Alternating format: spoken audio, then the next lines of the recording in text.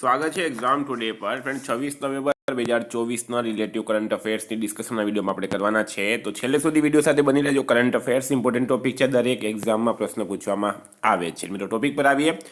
26 November 2024 question number 1 છે, હાલમાં મહિલાઓ સામે હિંસા નાબૂદી માટે આંતરરાષ્ટ્રીય દિવસ ક્યારે મનાવવામાં આવ્યો? તો મિત્રો વાત થઈ છે મહિલાઓ એટલે કે લેડીઝ, એમના સામે જે હિંસા થાય છે એની નાબૂદી માટે, એનું ઉન્મૂલન માટે આંતરરાષ્ટ્રીય દિવસ દર વર્ષે 25 નવેમ્બરે મનાવવામાં આવે છે. 25 નવેમ્બરે, બરાબર. ડિટેલમાં માહિતી આપું તમને તો 17 ડિસેમ્બર 1999ના રોજ યુનાઇટેડ નેશન્સ જનરલ એસેમ્બલીએ સર્વમત નિર્ણય લીધો કે 25 નવેમ્બરને મહિલાઓ સામેની હિંસા નાબૂદી માટે આંતરરાષ્ટ્રીય દિવસ તરીકે મનાવવામાં આવશે. મિત્રો ઇમ્પોર્ટન્ટ ડેસની વાત છે. હાલમાં 21 નવેમ્બરે વિશ્વ માછલી દિવસ, 20 નવેમ્બરે વિશ્વ બાળ દિવસ, 19 નવેમ્બરે આંતરરાષ્ટ્રીય પુરુષ દિવસ, 18 નવેમ્બરે રાષ્ટ્રીય પ્રાકૃતિક ચિકિત્સા દિવસ, 17 નવેમ્બરે આંતરરાષ્ટ્રીય વિદ્યાર્થી દિવસ, 16 નવેમ્બરે આંતરરાષ્ટ્રીય સહિષ્ણુતા દિવસ. તમામ દિવસ ઇમ્પોર્ટન્ટ છે, યાદ રાખો. હાલમાં કૈલાસ મકવાણા કયા રાજ્યના ડીજીપી નિયુક્ત કરાયા છે? તો કૈલાસ મકવાણા કયા રાજ્યના ડીજીપી? બરાબર, director of general of police.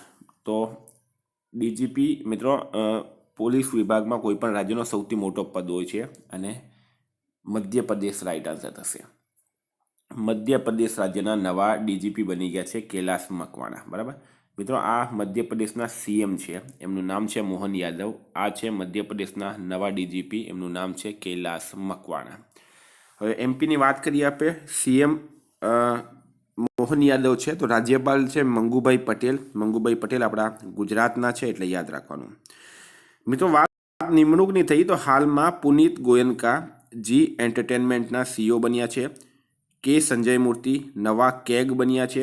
Mitali Raj એસીએ women's cricket operations માટે મેન્ટર નિયુક્ત કરાયા. ઓસ્ટ્રેલિયાએ ક્રિસ ઇવાન્સને પ્રથમ ગુલામ વિરોધી કમિશનર નિયુક્ત કર્યા છે. અરવિંદ સિંહ સાની આઈઓસીએલના અધ્યક્ષ બન્યા છે. હાલમાં કયા ટ્રાયથલોન એથ્લીટે 36 વર્ષની ઉંમરે સંન્યાસની જાહેરાત કરી છે? તો 36 વર્ષની ઉંમરે જાહેરાત કરી છે એલિસ્ટેયર બ્રાઉનલી. બરાબર, એ ટ્રાયથલોન એથ્લીટ છે મિત્રો, એમણે 36 વર્ષની ઉંમરે સંન્યાસ લીધો છે. નેક્સ્ટ, ગુજરાતમાં સૌથી મોટા વેસ્ટ ટુ એનર્જી પ્લાન્ટનું લોકાર્પણ ક્યાં કરવામાં આવ્યું? તો ગુજરાતમાં સૌથી મોટા વેસ્ટ ટુ એનર્જી પ્લાન્ટનું લોકાર્પણ એ અમદાવાદ ખાતે કરવામાં આવ્યું છે. અમદાવાદ ખાતે કેન્દ્રીય ગૃહમંત્રી અમિત શાહ દ્વારા આનું લોકાર્પણ કરવામાં આવ્યું. ગુજરાતના મુખ્યમંત્રી ભૂપેન્દ્ર પટેલ પણ ત્યાં હાજર રહ્યા હતા.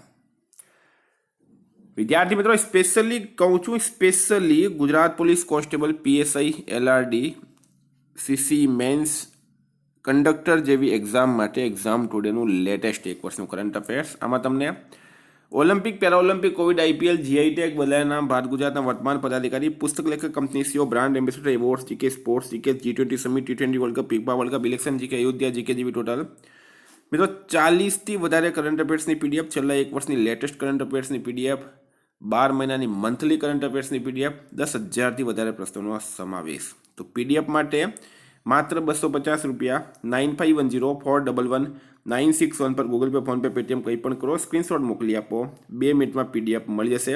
મિત્રો ગઈ તમામ એક્ઝામમાં 100% કરંટ અફેર આપણું પૂછાયું છે, 100% કરંટ અફેર આપણું પૂછાયું છે. બરાબર, કારણ કે તારીખ સાથે, મંથ સાથે ભારત ગુજરાત ઇન્ટરનેશનલના એક પણ પ્રશ્નો બહાર જતા નથી. આના સબૂત પણ હું ટેલિગ્રામ ચેનલમાં મૂક્યા છે, તમે ખાસ જોઈ લેજો. અને પોલીસવાળા લઈ લેજો મિત્રો, 10,000 નથી માંગતો, માત્ર 250 રૂપિયામાં એક વર્ષનું કરંટ અફેર આપું છું. હાલમાં કેટલા દેશોએ સંયુક્ત રાષ્ટ્ર સતત ઘોષણાપત્ર પર હસ્તાક્ષર કર્યા છે? કેટલા દેશો દ્વારા સંયુક્ત રાષ્ટ્ર સતત ઘોષણાપત્ર પર હસ્તાક્ષર કરવામાં આવ્યા છે?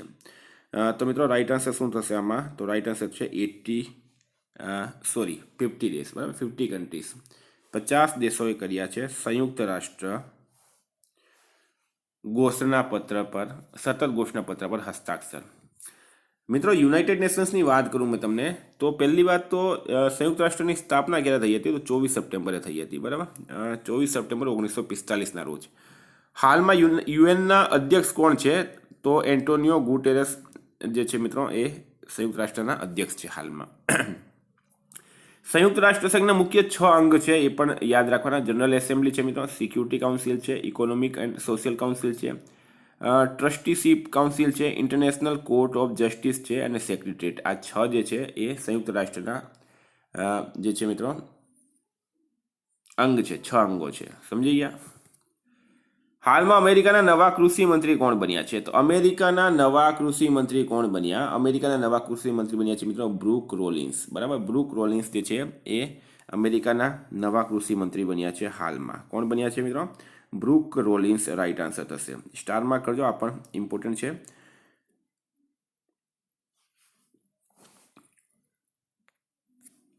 હાલમાં કોણે રાષ્ટ્રીય સુરક્ષાને પ્રોત્સાહન આપવા માટે પ્રથમ AI ડેટા બેંક લોન્ચ કર્યો છે? તો રાષ્ટ્રીય સુરક્ષાને પ્રોત્સાહન આપવા માટે પ્રથમ AI ડેટા બેંક કોણે લોન્ચ કર્યો? પ્રશ્ન એમ છે. તો રાઈટ આન્સર શું થશે મિત્રો?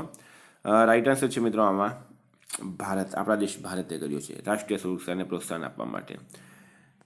India has launched its first artificial intelligence data bank, a landmark initiative to foster innovation and enhance national security, announced by Union Minister Jitendra Singh at the 7th ASSOCHAM at Leadership Meet 2024. એટલે હું તમને સમજાવી દઉં કે ભારતે પોતાનો પ્રથમ AI data bank launch કર્યો છે. એની જાહેરાત કેન્દ્રીય મંત્રી ડૉક્ટર જીતેન્દ્ર સિંઘે કરી હતી 7મા ASSOCHAM લીડરશિપ મીટ 2024માં.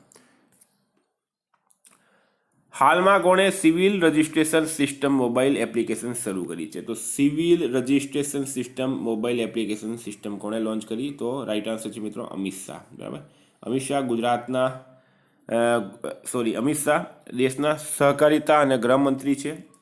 આ જે એપ્લિકેશન લોન્ચ કરી એનો ઉદ્દેશ્ય પ્રશાસનમાં ટેકનોલોજીને એકીકૃત કરવું અને જન્મ અને મૃત્યુ નોંધણીને સરળ બનાવવાનું છે. હાલમાં કોને ઇન્દિરા ગાંધી શાંતિ પુરસ્કાર આપવામાં આવ્યું છે? તો મિત્રો ઇન્દિરા ગાંધી શાંતિ પુરસ્કાર કોને આપવામાં આવ્યો? તો રાઈટ આન્સર છે આ બંનેઓને. બરાબર, ડેનિયલ બ્રેનબોઇમ અને અલ્લી અબ્બુ અવાદ, આ બંનેઓને ઇન્દિરા ગાંધી શાંતિ પુરસ્કારથી સન્માનિત કરવામાં આવ્યા છે હાલમાં. ઇન્દિરા ગાંધી શાંતિ પુરસ્કાર આ બંનેઓને આપવામાં આવ્યું છે.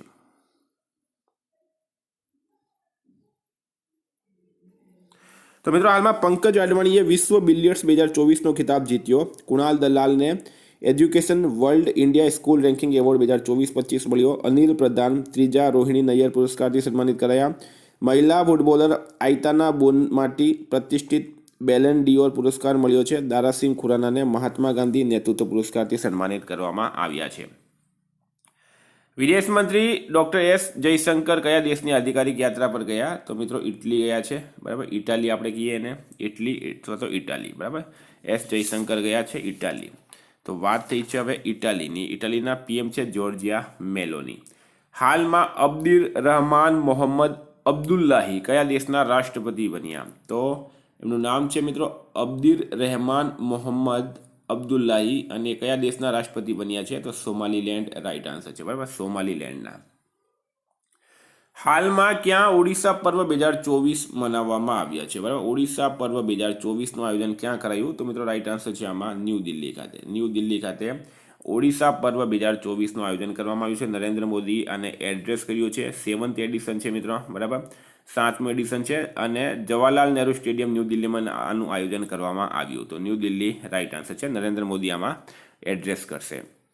હાલમાં કોણ IPL ઇતિહાસમાં સૌથી મોંઘા ખેલાડી બન્યા છે? તો IPL ઇતિહાસમાં સૌથી મોંઘા ખેલાડી કોણ બન્યા? પ્રશ્ન એમ છે. તો શું છે રાઈટ આન્સર આમાં? તો મિત્રો IPL ઇતિહાસના સૌથી મોંઘા ખેલાડી બની ગયા છે રિષભ પંત. રિષભ પંતને કેટલા મળ્યા છે? 27 કરોડ રૂપિયા મળ્યા છે. 27 કરોડ કોણે આપ્યા છે? લખનઉ સુપર જાયન્ટ્સે રિષભ પંતને મિત્રો 27 કરોડ રૂપિયા આપ્યા છે.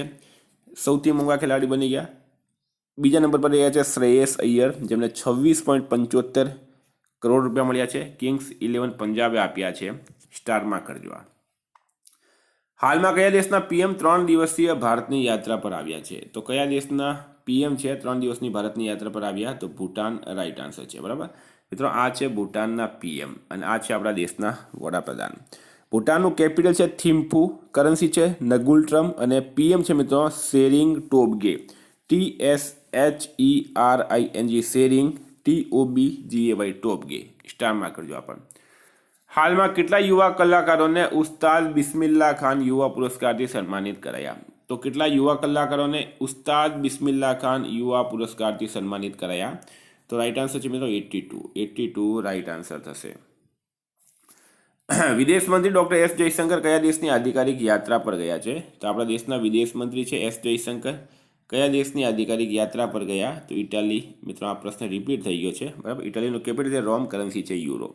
હાલમાં ગુલવીર સિંઘે જાપાનમાં 2024 હચિયોજી લોંગ ડિસ્ટન્સ મીટમાં કયો મેડલ જીત્યો? તો ગુલવીર સિંઘ દ્વારા જાપાનમાં 2024 હચિયોજી લોંગ ડિસ્ટન્સ મીટમાં ગોલ્ડ મેડલ જીતવામાં આવ્યો છે. તો વિદ્યાર્થી મિત્રો આ હતા કરંટના પ્રશ્નો. વાત કરીએ હવે આપણે રિવિઝનની. તો 25 નવેમ્બર 2024ની વાત કરીએ. રાષ્ટ્રીય કાજુ દિવસ ક્યારે મનાવવામાં આવ્યો? તો 23 નવેમ્બર રાઈટ આન્સર છે. કોણે jobs at your doorstep report launch કર્યો? તો ધર્મેન્દ્ર પ્રધાને કર્યો. આ વિશ્વ બેંકનો અહેવાલ છે. આરબીઆઈએ યુપીઆઈ 123 પે માટે લેનદેન સીમા 5,000 રૂપિયાથી વધારીને કેટલી કરી છે? તો 10,000 રાઈટ આન્સર થશે. ગુજરાત પોલીસના પ્રથમ દારૂ શોધનાર કૂતરાનું નામ શું છે? તો એ અદ્રેવ છે. અદ્રેવ રાઈટ આન્સર છે. કોણે ખાદ્યયુક્ત બીમારીઓને રાષ્ટ્રીય આપદા જાહેર કરી? તો મિત્રો એ કરી છે દક્ષિણ આફ્રિકા રાઈટ આન્સર થશે. કોણે 5મી વખત બિલ્લી જીન કિંગ કપ ખિતાબ જીત્યો છે? તો સ્લોવાકિયાએ જીત્યો છે. કોણે? સ્લોવાકિયા નહીં મિત્રો, અહીંયા ઇટાલી આવશે. ઇટાલી જીત્યો છે, બરાબર. અમેરિકાના નાણામંત્રીના રૂપમાં કોની નિમણૂક કરાઈ? સ્કોટ બેસેન્ટ.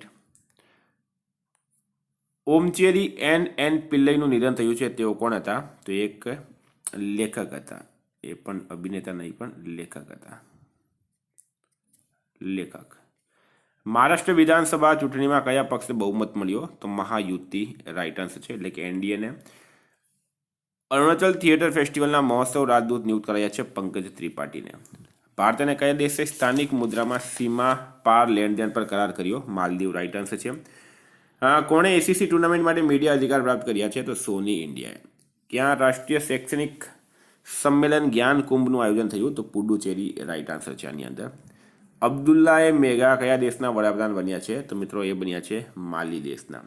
હાલમાં ક્યાં 100 એન્જિનિયરિંગ કોલેજોને કોર્પોરેટ દ્વારા દત્તક લેવામાં આવી? તો કર્ણાટક રાઈટ આન્સર છે. પીએમ મોદીને ક્યાં વિશ્વ શાંતિ પુરસ્કાર મળ્યો છે? તો મિત્રો એ મળ્યો છે અમેરિકાની અંદર, બરાબર. અમેરિકામાં મળ્યો છે પીએમ મોદીને વિશ્વ શાંતિ પુરસ્કાર. હાલમાં ક્યાં ભારતની અત્યાધુનિક સંપીડિત બાયોગેસ પ્લાન્ટ સાથે આધુનિક આત્મનિર્ભર ગૌશાળાનું ઉદ્ઘાટન થયું? તો એ ગ્વાલિયર રાઈટ આન્સર થશે. વિદ્યાર્થી મિત્રો આજે આપણે પ્રશ્ન નથી લીધો. આજે હું તમને એક મૌખિક પ્રશ્ન પૂછું છું. હાલમાં ગુજરાતના વાવ સીટ પર ભારતીય જનતા પાર્ટી જે છે એ વિજેતા બની છે. તો ભારતીય જનતા પાર્ટીના જે કેન્ડિડેટ હતા મિત્રો, એમનું નામ હતું સ્વરૂપજી ઠાકુર. પ્રશ્ન એ છે કે એની સામે કયા કેન્ડિડેટ ઊભા હતા, એટલે કે કોંગ્રેસના કેન્ડિડેટ વાવ સીટ પર કોંગ્રેસના કેન્ડિડેટ કોણ હતા? એનો જવાબ તમારે મને કમેન્ટ બોક્સમાં જણાવવાનું છે, બરાબર. કારણ કે એક સીટ પર ઉપચુનાવ થયો મિત્રો, આપણે આ બાયપોલ થયું છે, બાયપોલ ઇલેક્શન થયા છે. તો આ આપણા માટે ઇમ્પોર્ટન્ટ રહેશે. એક્ઝામમાં અત્યારે આવા જ પ્રશ્નો પૂછાય છે. તો સ્વરૂપજી ઠાકુર વિજેતા બન્યા છે. એમની સામે કોંગ્રેસના કેન્ડિડેટ કોણ હતા? એનો જવાબ તમે કમેન્ટ બોક્સમાં જણાવજો. Thank you friend. ફરી મળીશું. જય હિન્દ, જય ભારત.